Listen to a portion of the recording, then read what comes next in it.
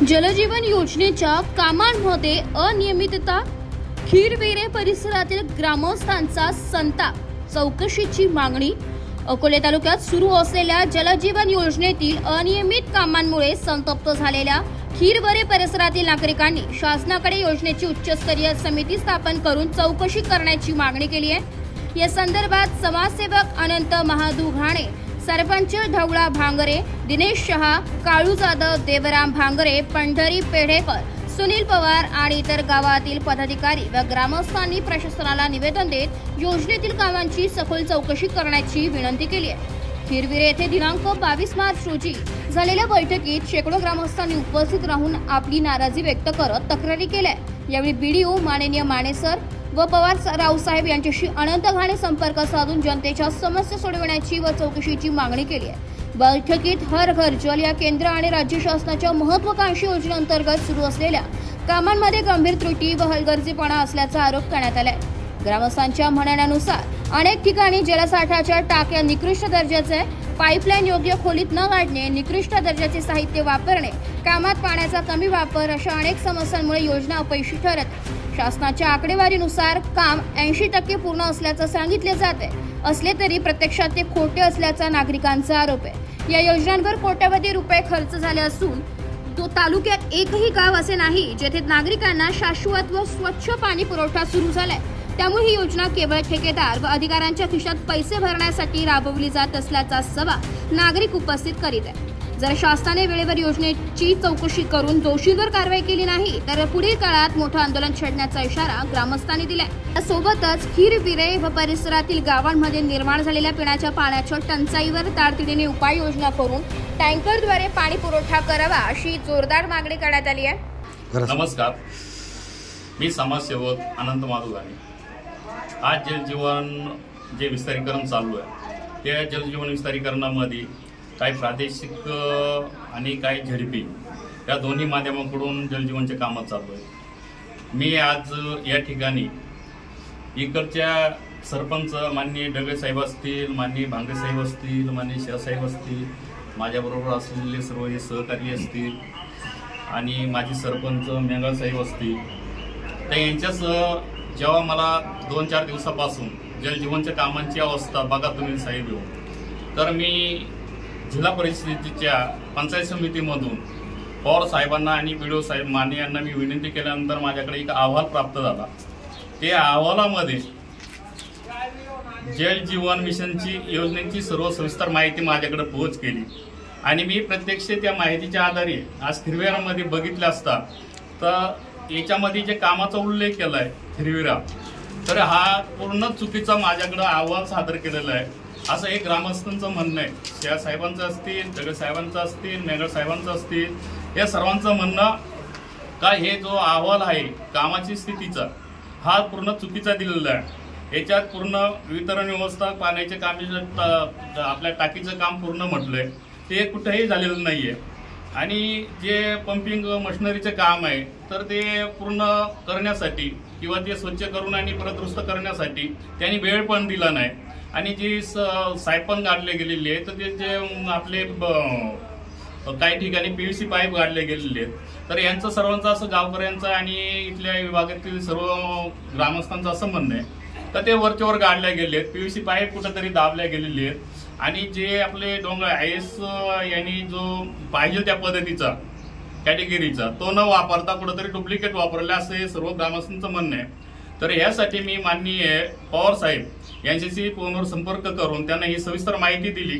आणि माननीय बीडीओ साहेब यांच्याशी जलजीवनसाठी स्वतः प्रत्यक्ष लक्ष घालावं अशी मी मागणी केली आणि हे मागणी करत असताना त्यांनी मान्य केलं का आम्ही स्वतः येऊन आणि इथं खीरवेरा विभागातील सर्व गावांची परिस्थिती म्हणजे सारखीच आहे।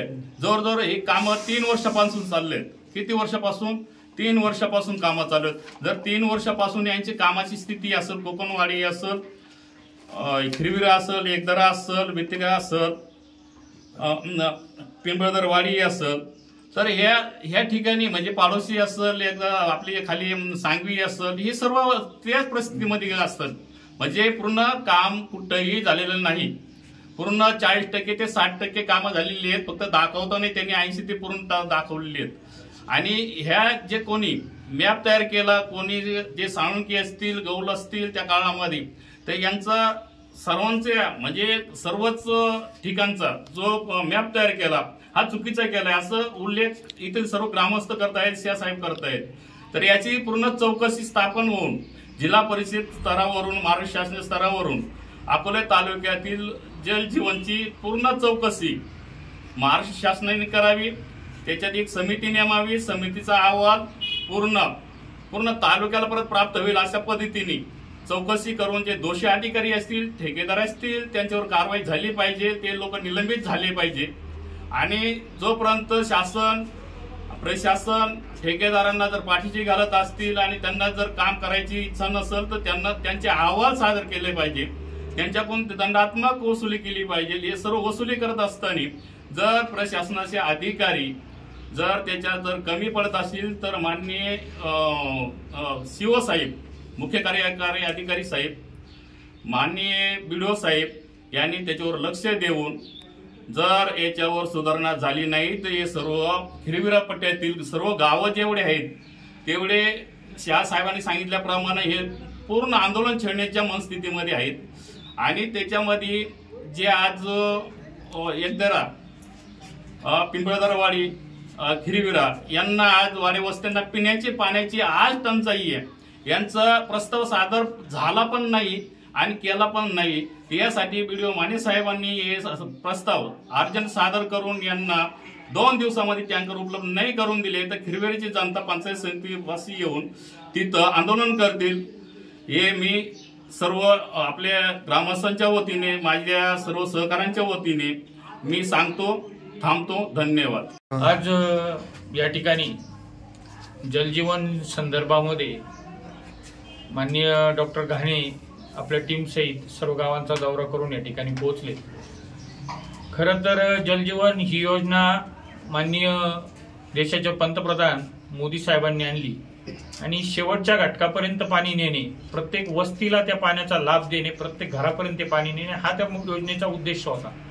परंतु ह्या 2-3 वर्षामध्ये खिरविरे विभागाची जर रचना पाहिली तर स्वतः खिरविरे गाव असेल, आजूबाजूला कोकणवाडी असेल, एकदरा असेल, आता तिथल्या ग्रामस्थांनी दिलेल्या प्रतिक्रिया असतील, या 2-2.5-3 वर्षात जी कामं ह्या जलजीवनची सुरू झाली ही सगळी कामं बोगस आणि चुकीच्या पद्धतीने केली. कुठल्याही वस्तीपर्यंत पाणी गेलेलं नाही आणि मला नाही वाटत का पुढच्या 2-3 वर्षांपर्यंत जाईल अशी काय आवश्यक असं वाटतच नाही. कारण यांच्या कामाची क्वालिटी बघता किंवा यांच्यावर नेमलेले जे अधिकारी वर्ग आहेत या अधिकारी वर्गांचं सुद्धा लक्ष नाही.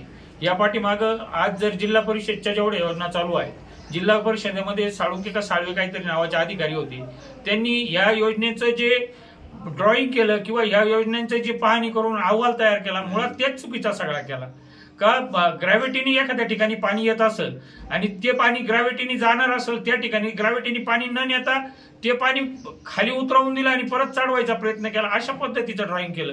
हे सगळं चुकीचं आणि एकदम चुकीच्या गोष्टी तयार केलेल्या आहेत. फक्त याच्यातून ठेकेदारी जगवणं आणि अधिकारी. कोकणवाडी आमची पाण्याच्या एरियामध्ये विहीर खोदले, थेंबभर पाणी नाही आजही. आणि वाडी वस्तीवर काय पाईपलाईन कुठलीच गेली नाही, फक्त गावापर्यंत आणली ते आणि दवाखान्यापर्यंत आणली. किती दिवसापासून काम चालू आहे? आता वर्ष झालं. आता काम बंद आहे. आता फक्त टाकीचा काम हाती घेतलाय. आणि पाणी आहे का मग लोकांना प्यायला तिकडे? लोकांनी पाणी नाही. आम्ही 1 किलोमीटर वर डोंगरामध्ये पाणी आणायला जातो. अजून काय अडचणी? टाक्या झाल्या का? पाण्याची टाकी वगैरे झाली का? पाण्याची टाकी नाही का, काही नाही. आताची काम आता शासनाने टँकरची व्यवस्था करावा. पिंपळवाडला प्यायला पाणी नाही, रामवाडला पाणी नाही. आणि 1.5 फूट तर काही ठिकाणी 2 फूट 3 फूट कुठंच नाहीये. जरी उकरून पाहिले ना आपण खोदून तरी 3 फूट कंप्लीट नाहीच आहे कुठंच. म्हणजे याचा अर्थ ते तपासलं गेलं पाहिजे असं म्हणणं? हो, तपासलं पाहिजे. पाणी अजून 15 दिवस पुरेल एवढं पाणी आहे. आणि जे जलजीवनचं काम झालं ते पाईप, फक्त पाईप गाळण्यात कामच नाही. काही टाक्या बिक्यांचे काम नाही झाले? काहीच नाही. टाकी नाही, काहीच नाही. कधीपासून चालू आहे काम? 2-3 वर्ष झाले. बरं. पाण्याची काय व्यवस्था? आता पाण्याची व्यवस्था नाहीच आहे ना? पाणी अजून 15 दिवस. 15 दिवस. 15 दिवसानंतर पाणी राहणारच नाही. म्हणजे मे महिन्यात पाण्याची अडचण आहेच. तुमच्या आमच्या पिंपळवाडीला प्यायला पाणीच नाही आहे साहेब. कुणी काही अडचण आहे. लोक लांब लांब पाणी जातात विहिरींवरती. नाही. आता जलजीवनचं काम चालू आहे का तुमच्या तिथं? ते आपणच काम यायचं अजून पुरुष नाही ते काम झालं. काय काय झालंय पूर्ण त्याच्यात जलजीवन मध्ये? पाईपलाईन खाली झाली फक्त इकडे पाडूस मार्गे अशी इकडे खाली वर आपण रेज जोडायची राहिलेली. किती फुटाची खोदाई केली? किती फूट खोदाई? नाही किती फूट खोदलंय त्यांनी? खाली पाईप गाडले काही ठिकाणी 2 फूट खाली 2 इंच 2 फूट 2 इंच एवढं खडकावर पूर्ण खाली खोदलेली नाही. खडकावर पाईप वरती दिसते नदीमधून. असं का? आणि टाक्यांचे बांधकाम वगैरे झाले का काही? एकीचं झालं पुन्हा एक अजून आपणच आहे. कशा प्रतीचं आहे ते? पाणी बिणी मारलं का नाही त्याला? पाणी मारतो ते एवढं पूर्ण खासण्याचं काम झालं नाही झालं का? आता काय अडचण म्हणजे लोकांच्या पिण्याच्या पाण्याची अडचण? लोक विहिरींवरती जातात तिकडे असं बाहेरून पाणी आणतात. आता सध्या प्यायला पाणी. ब्युरो रिपोर्ट नाशिक लोकशाही न्यूज नाशिक.